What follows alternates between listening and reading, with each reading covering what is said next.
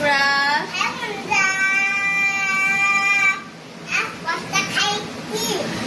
তো আমি এখন রাত্রে রান্না করছি।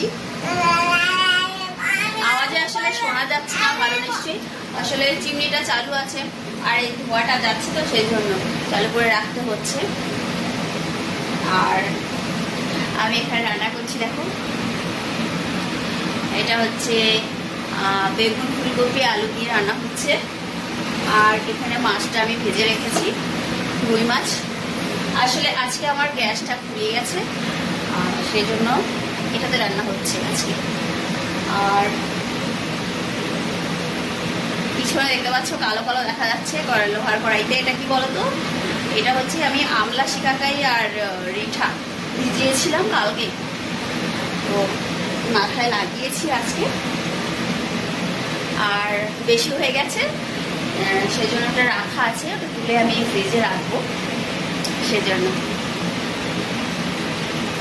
তো মাঝে মাঝে লাগাই,